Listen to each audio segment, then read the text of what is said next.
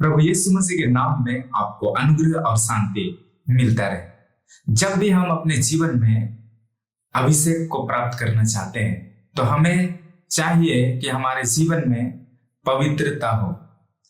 अभिषेक से पहले हमारे जीवन में पवित्रता का होना जरूरी है। अभिषेक हमें क्यों चाहिए?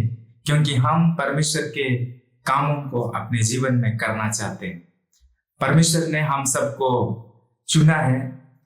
जन्म से पहले ही, उत्पत्ति से पहले ही परमेश्वर ने हम में से प्रत्येक को चुन लिया है।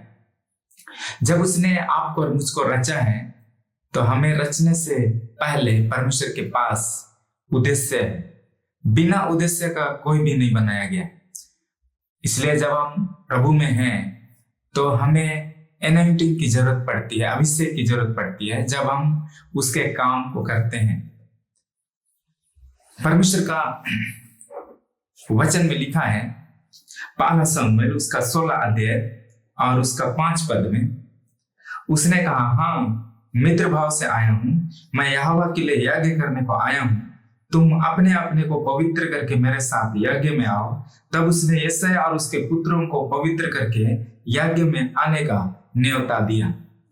जब सामुएल यशायाह के घर में आया यज्ञ करने के लिए, तब जितने भी यशायाह के पुत्र हैं, पुरनिये हैं और जितने कोई उस यज्ञ में भाग लेने जा रहे हैं, उन सबको पवित्र करके उपस्थित होने के लिए परमेश्वर का दास सामुएल ने कहा। जब हम पवित्र शास्त्र बाइबल को पढ़ते हैं तो इसमें पवित्रता एक विशेष शब्द है। जितने भी हम प्रभु के प्रिय लोग हैं, हमारे जीवन में पवित्रता का होना जरूरी है और यही हमें अन्य लोगों से भिन्न बनाता है। पवित्रता का मतलब अलग करना, हट के रहना। परमेश्वर इसलिए आपने लोगों को पहले से ही जब उसने चुना तो उनको अन्य लोगों से अलग दिखने के लिए उनको उसने अपना व्यवस्था को दिया है, अपना वचन को दिया है। वचन ही है जो हमें अलग करता है, वचन ही है जो हमें पवित्र करता है। क्यों हमें पवित्र होने की जरूरत है? क्योंकि हमारा परमेश्वर जिसकी हम आराधना करते हैं वो पवित्र है और इसलिए उसका कोई भी काम को करने के लिए, यहाँ तक कि उसकी आराधना करने के लिए, उससे बात करने के लिए, उसकी उपस्थिति में आने के लिए आपको और मुझको पवित्र होने की जरूरत है। बिना पवित्र हुए हम उस जीवित परमेश्वर के साथ में, उस सच्चा परमेश्वर के साथ में संबंध नहीं जोड़ सकते हैं। जब मनुष्य पाप में गिर गया, वो अपवित्र हो गया, परमेश्वर के साथ संबंध बनाने के लायक नहीं रहा, परमेश्वर की उपस्थिति में खड़ा होने के लायक नहीं रहा और इस संसार में मनुष्य महिमा रहित जीवन जीने लगा। क्योंकि कोई धर्मी नहीं, सबने पाप किया और परमेश्वर की महिमा से रहित हो गए। परमेश्वर के साथ हमारा संबंध टूट गया। उस संबंध को जोड़ने के लिए परमेश्वर ने स्वयं उपाय किया। मनुष्य के पास कोई उपाय नहीं है कि वो खुद को पवित्र करके परमेश्वर के साथ में संबंध जोड़ सके। इसलिए परमेश्वर स्वयं उपाय किया, अपना एकलौता पुत्र यीशु मसीह को इस धरती में भेजा। उसने मेरे लिए, आपके लिए और संसार के समस्त लोगों के लिए अपना जान दे दिया, अपना लहू बहाया। उसका लहू हमें शुद्ध करता है। उसका लहू हमारे सारे अधर्मों को क्षमा करके हमें उस जीवते परमेश्वर के पास खड़ा होने के लायक बनाता है। इसलिए जब हम उस परमेश्वर के पास आते हैं उसकी आराधना करने के लिए, तो हमें सबसे पहले चाहिए कि हम पवित्र बने। ये पवित्रता कैसे मिलेगी? जब हमें अपने बारे में मालूम होगा कि मेरे जीवन में जो कुछ है ये सब कुछ तो गंदा है। जब हमें मालूम पड़ेगा कि मेरा जो चाल चलन है, मेरा जो व्यवहार है, वो तो परमेश्वर की नजर में अच्छा नहीं है। और जब हमें अपने पापों के विषय में दुख होगा, जब हम अपने जीवन में जो गलत चीजें हैं उनको हम पसंद नहीं करने लगेंगे, उनके विषय में हम सोचेंगे कि ये मेरे जीवन से दूर हो जाए, मन फिर आएंगे और यीशु मसीह के पास आएंगे, उसके लहू में हम विश्वास करेंगे, यीशु में विश्वास करेंगे, उसका लहू हमें सब पापों से क्षमा करेगा और हमें एक नया व्यक्ति बना देगा, हमें एक नया सृष्टि बना देगा। और इस नई सृष्टि में जब हम जीवन व्यतीत करते हैं तो हम इस पवित्रता में जीवन व्यतीत करते हैं। पवित्रता का मतलब हम पूरी तरह से पूर्ण हो गए ऐसा नहीं, लेकिन यह पवित्रता एक कंटिन्यूअस प्रोसेस है, लगातार होने वाला एक प्रक्रिया है। जैसे जैसे हम उस परमेश्वर को जानने लगते हैं, जैसे जैसे वचन की गहराई में हम जाने लगते हैं, हमारा जीवन और ज्यादा पवित्र होते जाता है।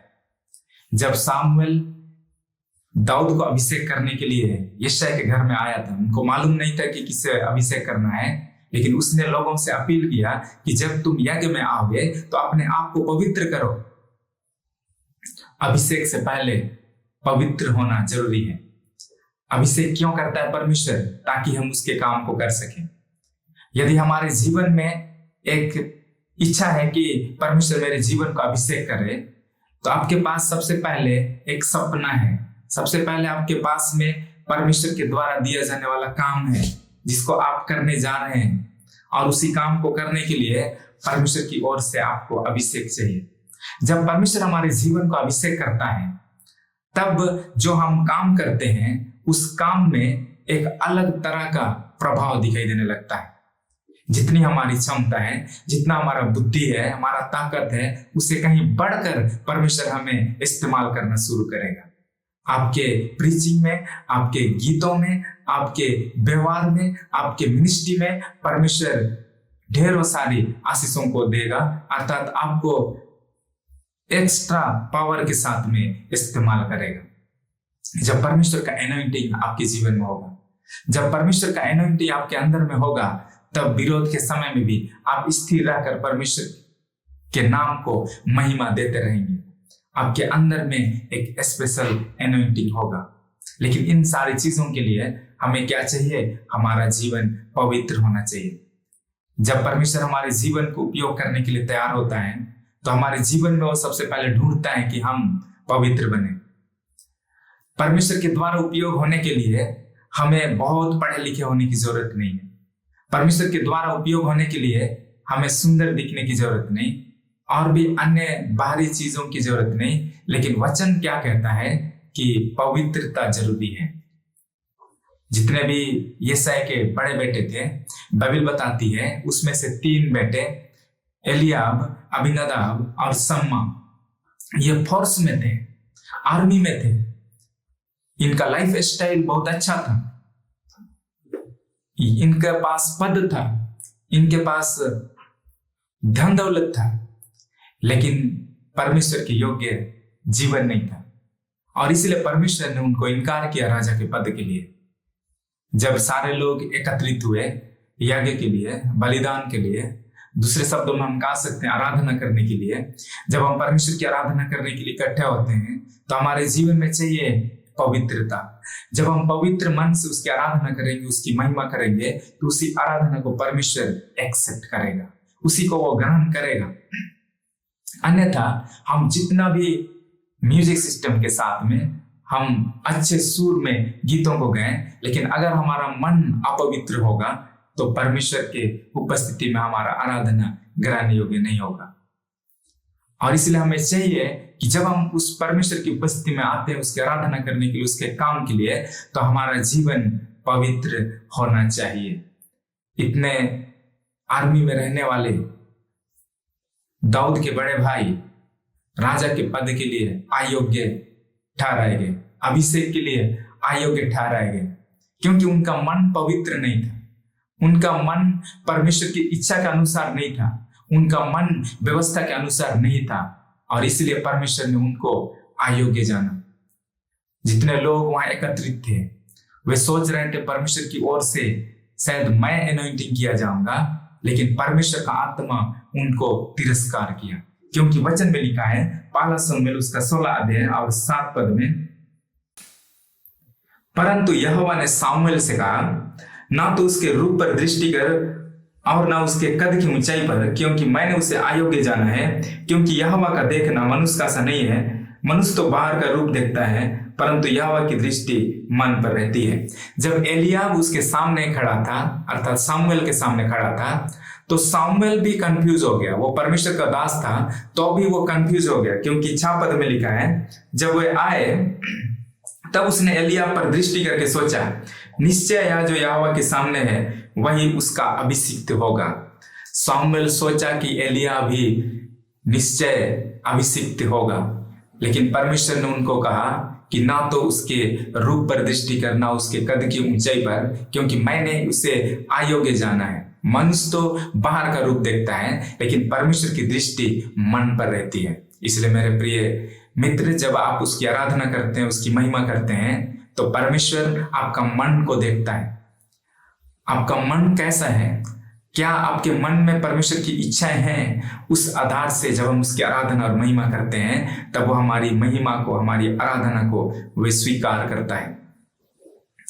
जब हम उसकी आराधना करते हैं तो सिर्फ हमें जुबान से उसकी आराधना करने वाला नहीं, लेकिन हमारा मन में भी परमेश्वर की इच्छाएं होना जरूरी है। जब हम अपने जीवन के हर एक क्षेत्र में परमेश्वर को पहला स्थान देते हैं, परमेश्वर को अपने हर एक चीजों का स्रोत मानते हैं, तब हम उसकी आराधना सच्चे मन से कर सकते हैं, आत्मा और सच्चाई से उसकी आराधना कर सकते हैं। ऐसी आराधना करने वालों को परमेश्वर ढूंढता है। आज पढ़े लिखे लोगों की कमी नहीं है, आज धनवानों की कमी नहीं है, लेकिन आत्मा और सच्चाई से उसकी आराधना करने वाले लोगों की कमी है। जब हम उसके पास आते हैं, उसकी आराधना करते हैं, उसके महिमा के गीतों को गाते हैं, तो हमारा जो गीत है, हमारा जो आराधना है, वो हमारा मन और हृदय से मैचिंग होना चाहिए, हमारा मन और हृदय के साथ एक होना चाहिए। ऐसा नहीं कि हमारे मन में कुछ शब्द हैं, महिमा के, आराधना के सुंदर सुंदर शब्द, लेकिन हमारा मन संसार में लगा है, हमारा मन में संसार की अभिलाषा है। यदि ऐसी हैं तो हम परमेश्वर की आराधना नहीं कर सकते। यदि आपका मन पवित्रता से भरा है, यदि आपका मन परमेश्वर की इच्छा से भरा है, तब अगर आप टूटा फूटा शब्दों में भी परमेश्वर की आराधना करने के लिए शब्दों को कहेंगे, यदि आप अच्छे सुर में गीतों को गा नहीं सकते हैं, लेकिन आपका मन पवित्रता से भरा हुआ है, तो आपका जुबान से निकला हुआ बेसुर गाना भी परमेश्वर की महिमा के योग्य ठहरेगा। क्योंकि परमेश्वर हमारे मन को देखता है, परमेश्वर हमारे विचारों को परखता है। इसलिए जब हम उससे अभिषेक को प्राप्त करना चाहते हैं, जब हम परमेश्वर के द्वारा उपयोग किया जाना चाहते हैं, परमेश्वर के द्वारा हम ठहराए जाना चाहते हैं, तो सबसे पहले हमें चाहिए कि हम स्वयं को पवित्र करें। पवित्रता के लिए अपने कदमों को हम उठाएं। परमेश्वर का वचन परमेश्वर की इच्छा से भरा है, जो पवित्रता से भरा हुआ है। जब हम इस वचन को अपने जीवन में लेंगे, अपने हृदय में लेंगे, तो वो आपके जीवन को पवित्र करेगा। जब हम परमेश्वर के पास आते हैं, तो परमेश्वर के पास जो स्टैंडर्ड है, उसी आधार से, उसी स्तर से हम अपने आप को पवित्र कर सकते हैं।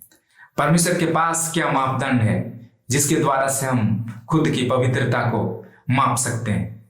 परमेश्वर का वचन, बाइबिल, यही है वो जो हमें मापता है। यही है वो जिसके द्वारा से हम खुद को परख सकते हैं कि मैं कहाँ हूं।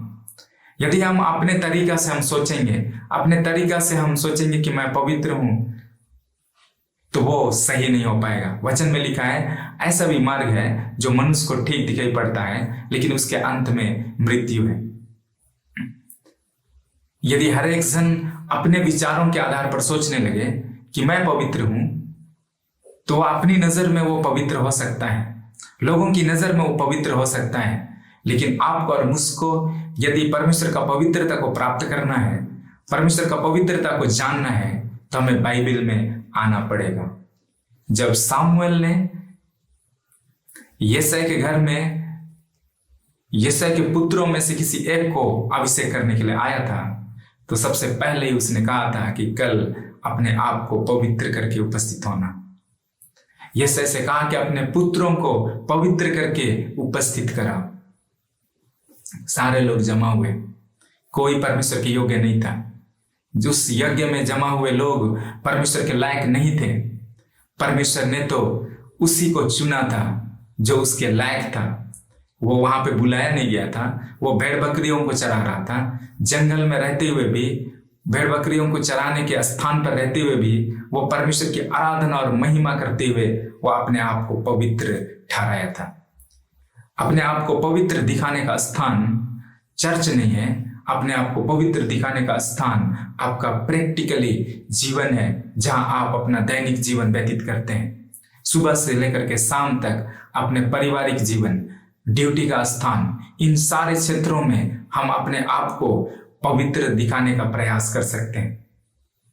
यज्ञ वाले स्थान पर अपने आप को लोगों ने अच्छा दिखाने के लिए धार्मिक रीति विधि को पूरा करके, अपने आप को स्नान करके, अपने पांव हाथ को धो करके परमेश्वर के दास के सम्मुख में उपस्थित हुए, लेकिन उनका मन, उनका प्रैक्टिकली लाइफ परमेश्वर के वचन के लायक नहीं था। लेकिन दाऊद से हमें सीखना चाहिए, वो किसी परमेश्वर के दास की उपस्थिति में याग करने के लिए जमा नहीं था, लेकिन वो तो भेड़ बकरियों को चराते चराते ही वो परमेश्वर का वचन को स्मरण करते हुए अपने आप को पवित्र रखा था। परमेश्वर की आराधना करते हुए, परमेश्वर के साथ संबंध जोड़ करके अपने आप को वो पवित्र और निष्कलंक रखा था। जब हम अपने जीवन में हर एक क्षेत्र में, हर एक समय जब हम अपने आप को पवित्र रखते हैं, तो परमेश्वर के काम के लिए हम उपयोग होते हैं। वो परमेश्वर हमारे जीवन को अपने गहरे अभिषेक से वो भरने लगता है।